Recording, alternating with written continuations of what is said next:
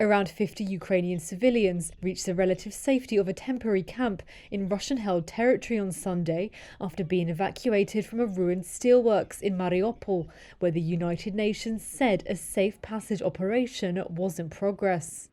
A convoy of vehicles with Ukrainian number plates, Russian forces and vehicles with United Nations symbols arrived in the village of Bezimene, located in the Donetsk region around 20 miles from Mariupol. The port city is under Russian control, but some fighters and civilians remain holed up in the Azovstal works, a vast Soviet-era plant designed with a labyrinth of bunkers and tunnels to withstand attack. It is one of the first major signs of an evacuation agreement to ease the ordeal of the most destructive siege in the Russia-Ukraine conflict.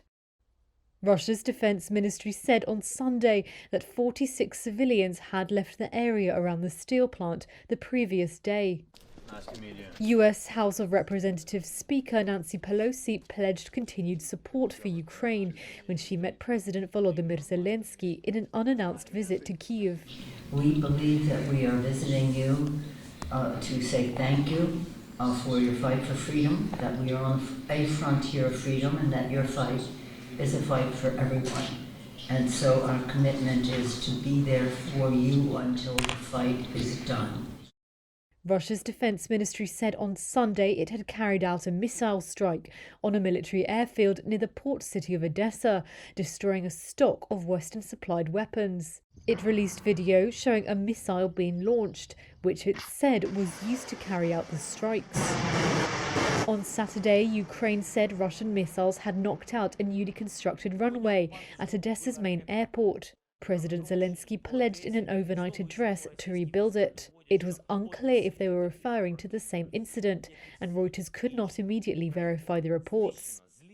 Moscow has turned its focus to Ukraine's south and east after failing to capture Kyiv in the early weeks of the war. In the northern city of Irpin, one of the main fighting hotspots before Russian troops pulled back, people gathered to honour their military dead, laying flowers on freshly dug graves. 10-year-old Savely Krotkich's father Ivan was killed by shelling. His mother Alla said she was thankful to her husband, who she said died defending their city. Her 21-year-old son and her husband's brother, who were also in the army, were both wounded trying to help rescue her husband. Tetiana Bliznyuk's husband also died fighting. She said he always used to bring her flowers, but today it was her turn to bring them to him.